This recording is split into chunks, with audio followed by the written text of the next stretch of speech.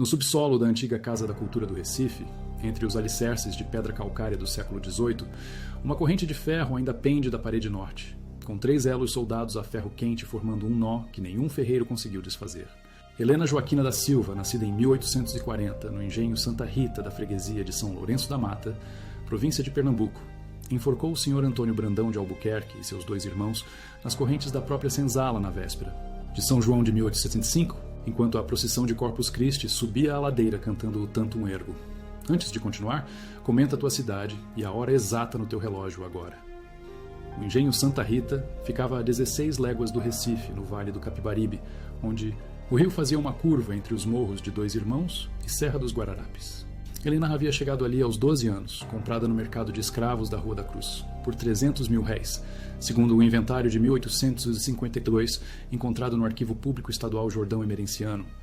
O documento registra uma negrinha forte, sem defeitos, própria para serviços domésticos e da moenda. Aos 25 anos, ela sabia que sua força não estava apenas nos músculos que carregavam sacos de açúcar, mas no conhecimento que acumulara sobre cada movimento, cada rotina, cada fraqueza da Casa Grande.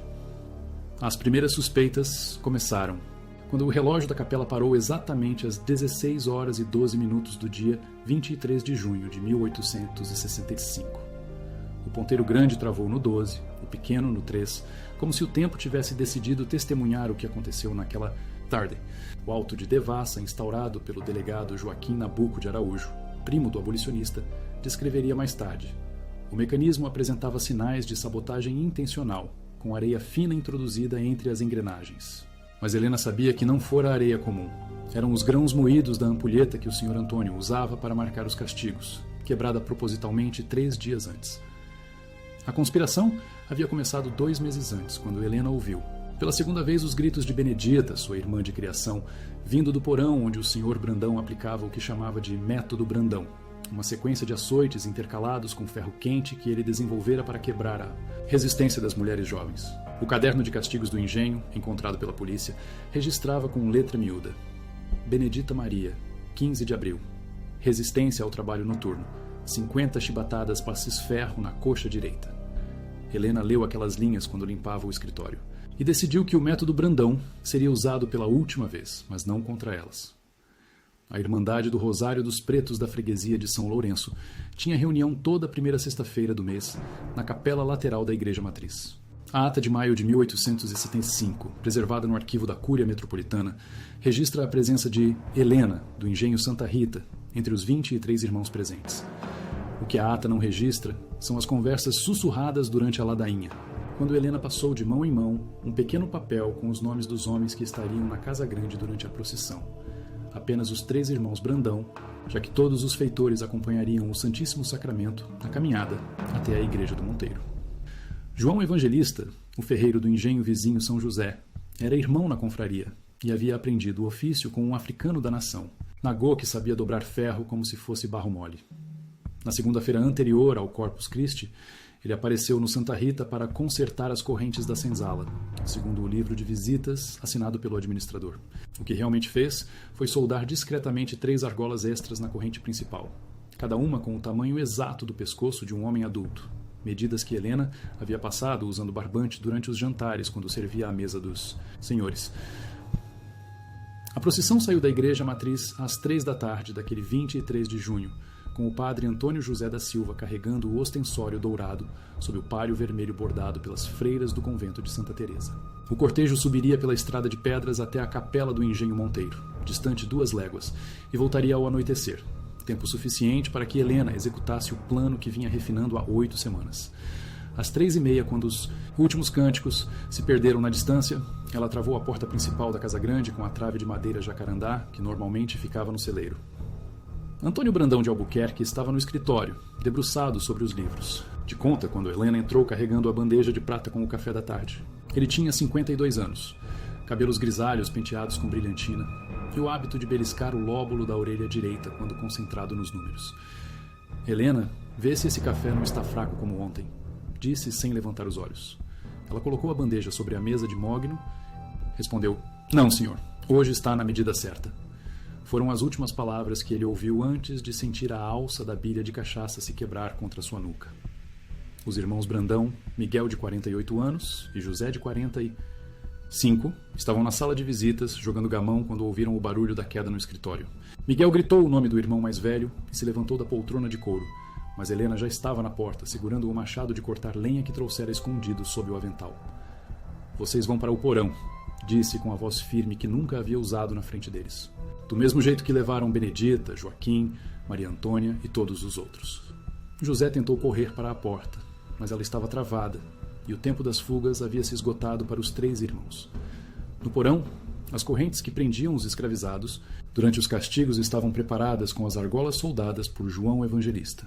Helena havia testado o mecanismo na madrugada anterior.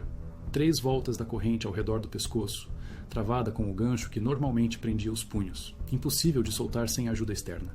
Miguel implorou, prometeu alforria, prometeu dinheiro, prometeu que nunca mais tocaria em nenhuma mulher da senzala. Helena o interrompeu.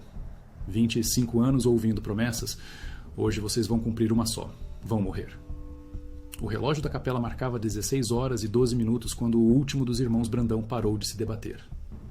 Antes de deixar a casa grande, ela pegou o livro de registros de nascimento dos escravizados, onde constavam os nomes de seus pais, mortos no surto de cólera de 1856, e o arrancou das mãos do cadáver de Antônio Brandão. Na página 47, ao lado de seu nome, escreveu com a pena que ele usava para assinar as vendas: Helena Joaquina da Silva, liberta por direito próprio, 23 de junho de 1875. Depois, riscou com tinta vermelha todo o inventário de peças do engenho, página por página, até que nenhum nome restasse na condição de propriedade. A fogueira de São João, que deveria ser acesa no terreiro, foi antecipada. Helena incendiou primeiro o canavial do lado leste, depois a casa do feitor, depois o barracão onde guardavam os instrumentos de tortura. As chamas subiram contra o céu alaranjado do fim de tarde, visíveis da estrada onde a procissão retornava cantando ave-marias. Quando o cortejo chegou ao portão do engenho, encontrou apenas cinzas quentes e o cheiro de madeira queimada misturado ao perfume das flores de manacá que Helena havia espalhado pelo caminho. O mesmo perfume que sua mãe usava nos cabelos antes de morrer. O telegrama enviado pelo delegado Joaquim Nabuco ao presidente da província, conservado no Arquivo Nacional, é lacônico. 3 mortos em Engenho, Santa Rita, Freguesia, São Lourenço. Ponto escrava foragida. Ponto solicito reforços para buscas. Ponto. Mas as buscas nunca encontraram Helena, nem os 27 outros escravizados que desapareceram na mesma noite. O quilombo de Palmares havia caído havia quase 2 séculos, mas suas trilhas secretas pela Serra da Barriga continuavam vivas, na memória dos mais velhos, e Helena sabia seguir cada uma delas. A repercussão do caso chegou aos jornais do Recife uma semana depois. O Diário de Pernambuco, de 1º de julho de 1865, publicou nota discreta na página 3. Lamentável ocorrência no interior. Proprietário rural e irmãos vitimados por insurreição doméstica. O jornal não mencionava os nomes dos mortos nem a forma como morreram, mas nas tabernas da Rua do Bom Jesus, os homens sussurravam que havia justiça na morte dos Brandão. 3 engenhos vizinhos aumentaram a segurança, e pelo menos 12 famílias de senhores mudaram-se para casas na cidade, temendo que a revolta da Helena se espalhasse pelos canaviais. As investigações oficiais duraram 6 meses, mas esbarraram em contradições que nunca foram esclarecidas. O auto de devassa registra que Helena teria agido sozinha, mas 3 testemunhas afirmaram ter visto vultos na Casa Grande durante a tarde do crime. O livro de tombo da paróquia não registra batismo de nenhuma Helena nascida em 1840, mas os documentos do engenho confirmam sua compra em 1852. O mais estranho, o relógio da capela, que havia parado às 16h12, voltou a funcionar.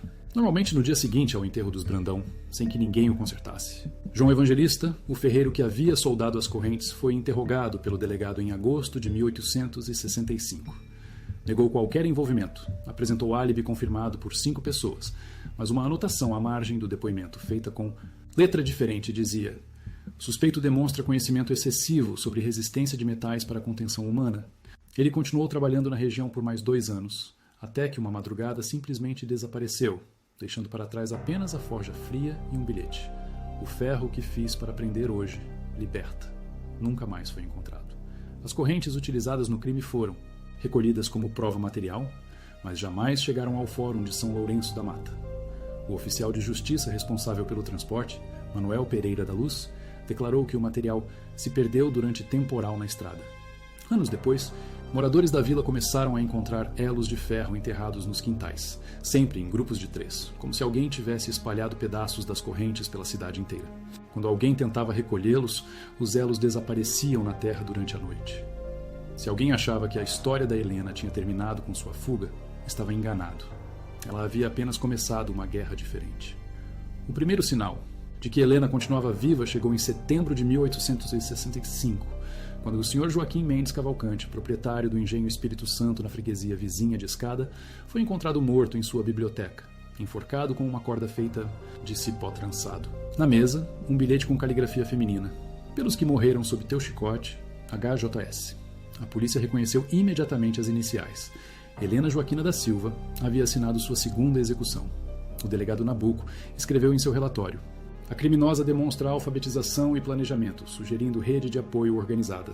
3 semanas depois, foi a vez de Coronel Francisco Xavier de Oliveira, do engenho Boa Vista, em Vitória de Santo Antão. Encontrado no próprio tronco onde castigava escravizados, com o pescoço quebrado e os pulsos amarrados com a mesma corda que usava para enforcar os fugitivos recapturados. Ao lado do corpo, cravado na madeira com um prego, outro bilhete: tua vara de medir açoites agora mede tua cova. HUAJS. A letra era a mesma, mas a tinta era diferente. Não era nanquim, era sangue misturado com carvão, uma receita que os quilombolas usavam para marcar árvores nas trilhas secretas. O pânico se espalhou entre os senhores de engenho de toda a zona da mata. O presidente da província, Antônio Coelho de Sá e Albuquerque, criou uma força policial especial para caçar Helena, oferecendo recompensa de 2 contos de réis por sua captura, quantia suficiente para comprar um engenho pequeno. Os jornais do Recife começaram a chamar o caso de Terror da Mata Norte, mas nas senzalas e mocambos o nome era outro: Justiça da Helena. Para os escravizados, ela havia se tornado algo entre vingadora e santa, uma força da natureza que cobrava décadas de dívidas de sangue. A terceira morte aconteceu em dezembro, véspera do Natal. Capitão José Maria Vanderlei, do engenho São Francisco, em Goiânia, conhecido por marcar a ferro quente o rosto das escravizadas que resistiam aos seus avanços. Helena o encontrou durante a missa do galo, esperou ele sair da igreja e o seguiu até a casa grande. Desta vez não houve bilhete, apenas a marca do ferro em brasa aplicada no próprio rosto de Vanderlei com a inscrição ladrão que ele costumava gravar nas costas dos fugitivos. A igreja matriz de Goiânia teve que ser reconsagrada depois, que encontraram o corpo no altar-mor, de braços abertos como um Cristo negro crucificado na justiça dos homens. O método de Helena foi se refinando a cada execução. Ela estudava as rotinas de cada senhor durante semanas, identificava os momentos de maior vulnerabilidade e sempre usava contra eles os mesmos instrumentos de tortura que aplicavam nos escravizados: o açoite, o tronco, o ferro de marcar, as correntes. Cada ferramenta de opressão se transformava em instrumento de libertação nas mãos dela. Não era vingança cega, era justiça calculada, uma matemática cruel, onde cada cicatriz recebida se multiplicava por 3 na hora da cobrança. As autoridades montaram cercos, ofereceram anistia aos quilombolas que a entregassem, tentaram infiltrar espiões nas comunidades negras. Nada funcionava. Helena parecia conhecer cada trilha, cada gruta, cada esconderijo da Mata Atlântica pernambucana melhor que os próprios capitães do mato. O delegado Nabuco escreveu ao chefe de polícia da província: esta Helena não é uma escrava comum. Demonstra conhecimentos de estratégia militar e geografia regional que sugerem treinamento formal ou acesso a informações privilegiadas. A verdade era mais simples e mais complexa. Helena havia aprendido a ler com Padre Miguel, um sacerdote, português que dava aulas clandestinas para escravizados no engenho Santa Rita, contra as ordens explícitas dos Brandão. Quando o padre morreu de febre amarela em 1863, deixou para ela uma coleção de mapas da capitania de Pernambuco do século XVII, onde estavam marcados todos os quilombos históricos, rotas de fuga e pontos de água da região. Helena memorizou cada detalhe daqueles mapas como se fossem o mapa de sua própria libertação. Mas não estava sozinha. A rede de apoio incluía feirantes que levavam recados entre cidades, pescadores que transportavam fugitivos pelos rios, costureiras que escondiam armas em fardos de tecido e até alguns brancos pobres que viam na revolta de Helena uma chance de acertar contas com os coronéis que os humilhavam. O português Antônio da Silva Jardim, dono de uma venda na estrada de Nazaré, foi preso em janeiro de 1866, acusado de fornecer pólvora e munição para elementos subversivos. Morreu na cadeia de Olinda antes do julgamento. Mas sua filha continuou o negócio da família. vender liberdade por atacado. Em fevereiro de 1866, Helena cometeu o que seria seu último crime documentado. Coronel Antônio Pereira Rebouças, do engenho Mundaú, em Jaboatão, encontrado pendurado de cabeça para baixo no próprio Pelourinho, onde açoitava escravizados. Desta vez, o bilhete era diferente. A última conta foi paga. Agora a dívida é com Deus. HJS. A polícia interpretou como despedida, mas Helena estava apenas mudando de estratégia. Em vez de matar senhores individualmente, iria atacar o sistema que os criava. O último registro oficial da presença de Helena na região data de março de 1866. Um relatório do delegado de Palmares menciona incêndios simultâneos em 5. Engenhos da comarca, com características idênticas, sugerindo coordenação entre grupos insurgentes. Os fogos começaram sempre pela Casa Grande, espalharam-se para as senzalas vazias, os escravizados haviam desaparecido antes, e terminaram nas plantações. Quando os bombeiros chegavam, encontravam apenas cinzas quentes e o perfume de Manacá misturado à fumaça, a assinatura olfativa da Helena. Depois disso, o rastro se perde. Alguns dizem que ela embarcou no porto do Recife num navio de bandeira inglesa, usando documentos falsos arranjados por abolicionistas da capital. Outros juram que morreu de bala perdida durante um tiroteio com capitães do mato na Serra do Ororubá. Os mais românticos acreditam que se casou com um quilombola na Chapada Diamantina e teve filhos livres numa terra onde nenhum senhor poderia alcançá-la. A verdade é que Helena Joaquina da Silva simplesmente desapareceu da história oficial, mas nunca sumiu da memória popular. Os efeitos da revolta da Helena duraram décadas. 17 famílias de senhores de engenho abandonaram suas propriedades entre 1866 e 1870, vendendo por preços abaixo do mercado, ou simplesmente fugindo para as cidades. O valor dos escravizados despencou na região. Ninguém queria comprar peças que poderiam se rebelar seguindo o exemplo de Helena. Paradoxalmente, isso acelerou a transição para o trabalho livre em Pernambuco, antecipando em quase 20 anos o fim da escravidão.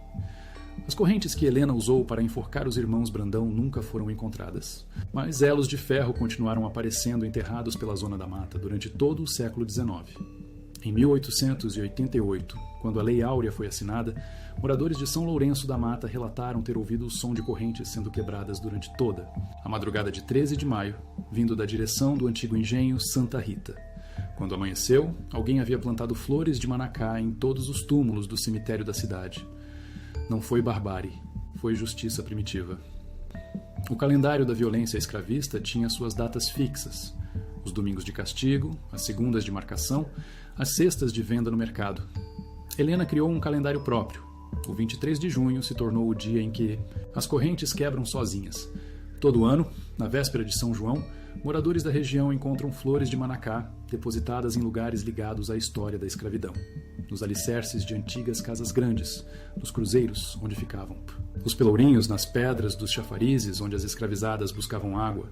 Ninguém vê quem deixa as flores, mas elas sempre aparecem frescas, como se tivessem sido colhidas na hora.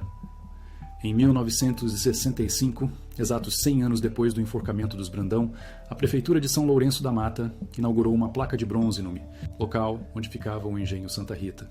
A inscrição oficial dizia: aqui funcionou importante propriedade açucareira do século XIX. Mas alguém, nunca se descobriu quem, acrescentou com cinzel na pedra embaixo: aqui Helena fez justiça. A prefeitura tentou apagar a inscrição 3 vezes. Ela sempre reaparecia mais funda na pedra, como se a própria rocha se recusasse a esquecer. Hoje, nas ruínas da antiga Casa da Cultura do Recife, aquela corrente com os 3 elos soldados continua pendendo da parede norte.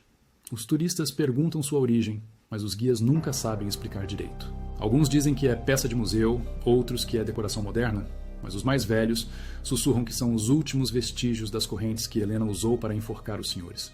Arqueólogos confirmaram que o ferro tem composição compatível com a metalurgia do século XIX, mas isso não prova nada, apenas que a história tem maneiras próprias de preservar suas lições. O caso de Helena do Recife revela a face mais crua do Brasil escravista. Um sistema tão brutal que só podia ser quebrado com a mesma brutalidade que o sustentava. Ela não foi a única escravizada a se rebelar, mas foi uma das poucas que transformou resistência individual em terror. Sistemático, usando as armas dos opressores contra os próprios opressores. Sua história desmonta a narrativa romantizada da escravidão brasileira cordial. Não havia cordialidade possível num regime onde seres humanos eram mercadoria, onde a violência era método, onde a desumanização era lei. Se essa história te alcançou, compartilha para a memória não morrer. Inscreva-se e ative as notificações.